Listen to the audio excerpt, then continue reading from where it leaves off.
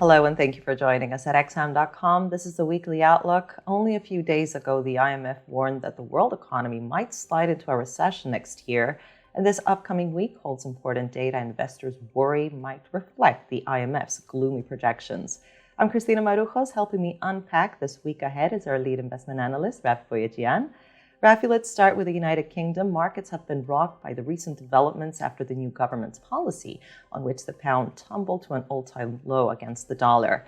Now, inflation data out for September is out on Wednesday. Could it affect the Bank of England's policy stance at its next meeting?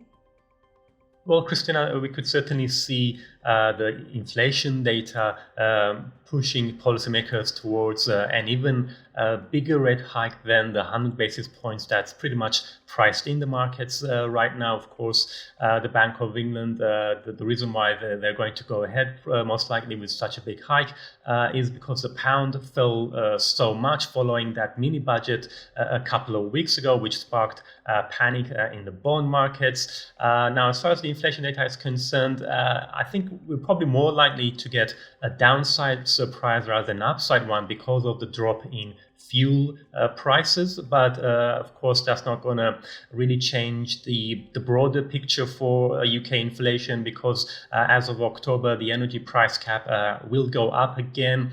And on top of that, of course, the weaker pound means we're likely to see the impact of higher import costs slowly feeding into consumer prices as well. So in the longer run or beyond the next couple of months or so, the risk is to the upside for UK inflation. But of course, there's other things for the pound to worry about. Because as of Monday, the Bank of England will stop its support measures, such as the emergency bond buying program to calm the UK gilts market. Now, there were worries that this could spark fresh panic as of Monday, but those concerns have been allayed following speculation that the Chancellor is thinking about doing more U-turns regarding those large tax cuts, which was pretty much what sparked all this panic in the first place. So that could keep the pound supported, even if we do see perhaps some volatility in the bond markets next week. And of course, inflation and retail sales data as well. So those will be big priorities for investors. There's a consensus, Rafi, that the world economy is slowing down, and China, being the world's second largest economy, has been at the epicenter of that. Now, GDP data for quarter 3 is out on Tuesday, among other economic reports. What are we likely to see in the number, and how could the Aussie perform this week? Well, as you quite rightly said, China's economy is slowing down. The property crisis seems to be getting worse rather than better. And of course, all those lockdowns that we keep getting in terms of snap lockdowns in various cities, they are definitely hurting consumer spending. Nevertheless, we are expecting a bit of a rebound for the third quarter in China because, of course, the lockdowns weren't quite as widespread or didn't last as long as the lockdowns we had in the second quarter. So that might perhaps help improve the market mood. GDP is expected to have rebounded by about 3.5% over the quarter. But of course, those longer-term concerns about China's economy, they're not likely to go away.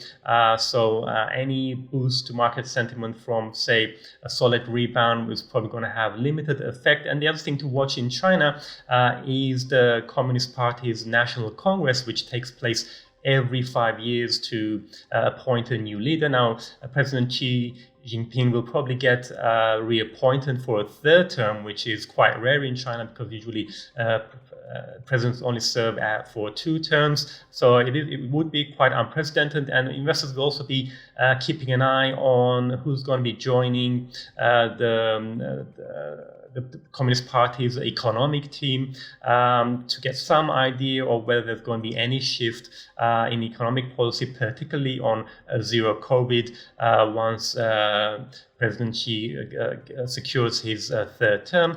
Now, as far as the Australian dollar is concerned, it had been on a losing streak lately. So clearly a boost from GDP data is possible. The other thing, of course, we've got employment numbers coming up as well out of Australia on Thursday. Now, Australia's economy hasn't been doing too badly. Nevertheless, the RBA has decided to switch to a slower pace of rate hikes. So should we get strong employment numbers, it might cast doubt on the RBA's thinking. So that could also be potentially positive for the Aussie. Of course, inflation is definitely one of the main themes of the upcoming week. We're expecting CPI data from New Zealand, Canada, and Japan. But could this likely change their respective central banks' stance on tightening?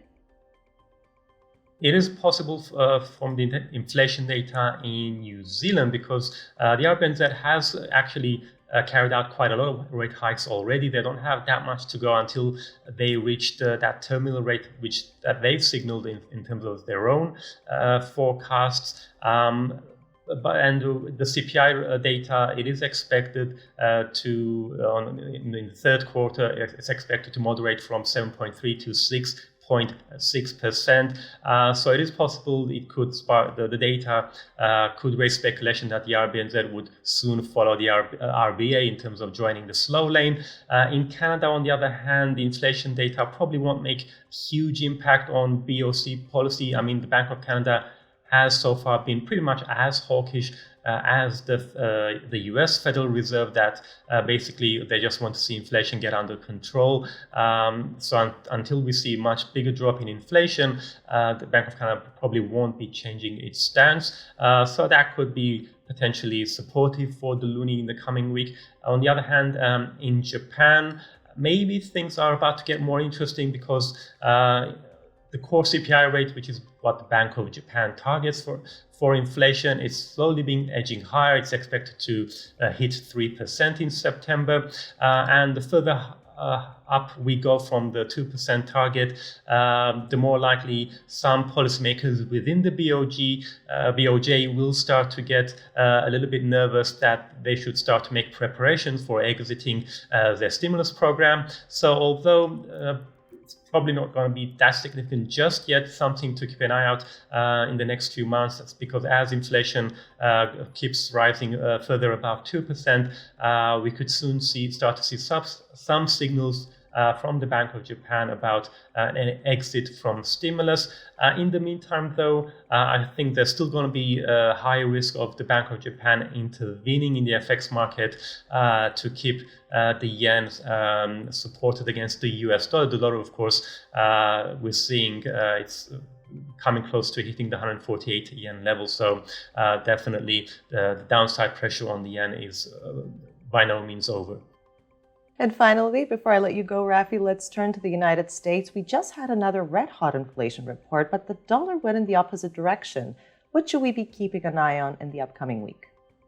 Well, that was interesting what happened after the inflation data, because the dollar, in fact, fell and we saw stocks rallying. So that could have been down to perhaps short covering because markets were so bearish ahead of the data.